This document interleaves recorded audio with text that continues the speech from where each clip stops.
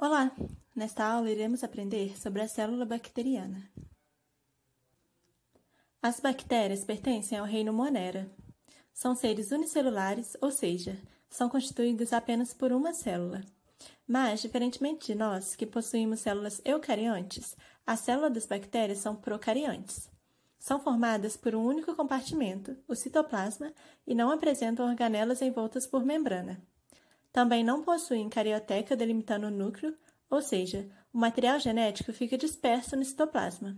Assim, uma longa molécula enovelada de DNA fica localizada mais ou menos na região central da célula, sem qualquer separação do resto do conteúdo citoplasmático.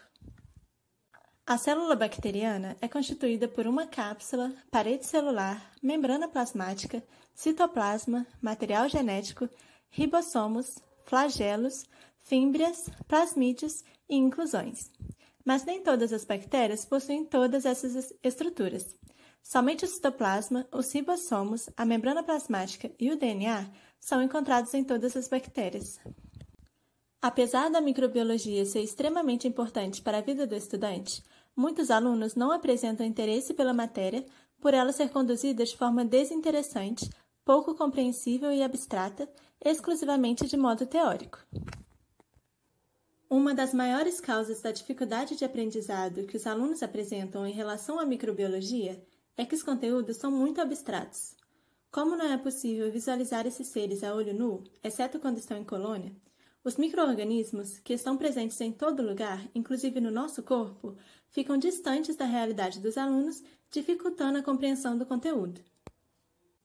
Dessa forma, esta aula tem o objetivo de facilitar o entendimento acerca das bactérias, tornando a célula bacteriana visível, mais palpável e mais real, para que os alunos consigam aprender de forma significativa. Bom, para fazer essa representação da célula bacteriana, iremos utilizar um bolo, uma barra de chocolate, um pacotinho de chantilly, 100 ml de leite, uma bola de chiclete, uma cenoura, cereal de chocolate e um pouco de macarrão. Eu quis fazer essa representação com um bolo para mostrar que a célula é algo tridimensional e não somente com duas dimensões, como vemos em imagens e desenhos. Além de poder chamar mais a atenção dos alunos, ao final da aula todos poderão comer o bolo e isso pode deixá-los mais animados. Mas você também pode fazer isso de outras formas, com papéis, EVA e outros materiais que você preferir. Para começar, derreta o chocolate e cubra todo o bolo com ele. Deixe gelar um pouco na geladeira e, enquanto isso, faça o chantilly. Depois, cubra o bolo com o chantilly e corte horizontalmente o bolo na metade, sem ir até o fim. Cozinhe um pouco de macarrão. Por fim, coloque os ingredientes que irão simular as estruturas da célula. Bom, então com essa aula, o professor pode mostrar a célula procariota para os alunos e cada um das suas estruturas, né? E aí ele pode ir falando, conforme ele for mostrando, as funções de cada estrutura. Então, por exemplo, aqui a gente tem a cápsula, né, que a gente fez com chantilly, que ela protege a bactéria e também ajuda elas a se aderirem, né, em outras superfícies, porque ela é um pouco gosmenta.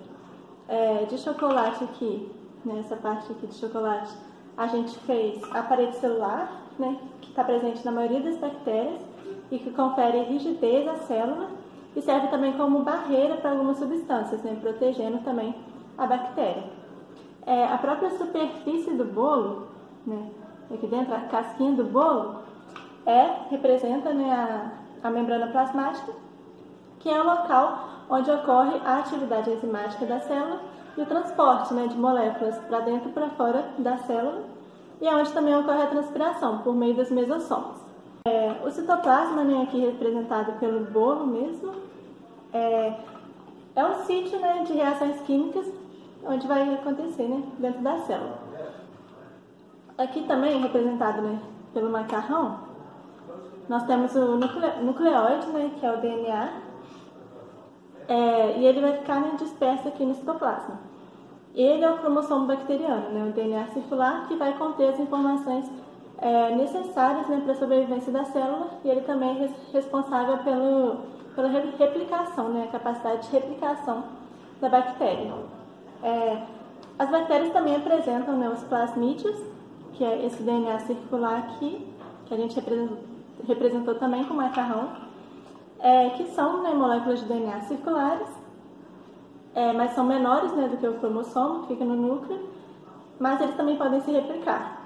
Só que os genes que são apresentados aqui, eles não são essenciais, né, para a célula, mas eles podem conferir algumas vantagens aí, né, seletivas para a bactéria. Os ribossomos, né, representados aqui por essas bolinhas de chocolate, são responsáveis pela síntese de proteína. As inclusões, né, aqui no caso a gente fez uma de bola de chiclete, né, são grânulos de reserva, né, e aí pode ser reserva de amido, de lipídio, né, por exemplo, entre vários outros. O flagelo aqui a gente representou, né, também pelo macarrão, e ele é responsável pela locomoção, né, das bactérias. E ele é diferente das fibras, né, aqui representadas por essas cenourinhas aqui, que elas são mais curtas que os flagelos e elas servem para adesão, né, para a célula aderir aí em outras superfícies. E com isso também, né, mostrando esse esquema, é possível discutir também quais são as estruturas que estão presentes em todas as células bacterianas, né, como é o caso do núcleo, né, do DNA, do citoplasma, dos ribossomos e da membrana plasmática, e quais não estão presentes em todas as bactérias, como por exemplo os flagelos e a cápsula, né? E aí, no final da aula, o professor pode sugerir, né, que os alunos façam um desenho da célula bacteriana, indicando, né, todas as suas estruturas, e aí pode até fazer com os colegas, né, um vai conversando com o outro, com base aqui, né, nesse esquema, né, que a gente fez. E aí, então, depois de explorar, né, muito bem todo o conteúdo que é possível de se explorar, o professor, né, pode tirar todas essas coisinhas que a gente colocou em cima, e aí todo mundo pode comer o bolo. Assim, espera-se que os estudantes consigam visualizar uma célula procarionte e entender como ela funciona, assim como identificar e compreender quais são os seus constituintes e suas respectivas funções. Além disso, espera-se que haja o questionamento sobre as diferenças entre as nossas células eucariotas e as células das bactérias, podendo levar a uma discussão sobre isso na sala de aula. Também é esperado que esta prática desperte nos alunos um maior interesse pela matéria, pela descoberta de algo novo, para que eles se sintam mais motivados a aprender. As aulas com atividade prática possibilitam ao estudante as capacidades de observar, interpretar, questionar e formular hipóteses sobre o que está sendo estudado e, portanto, são fundamentais para a compreensão, interpretação e assimilação dos conteúdos de microbiologia.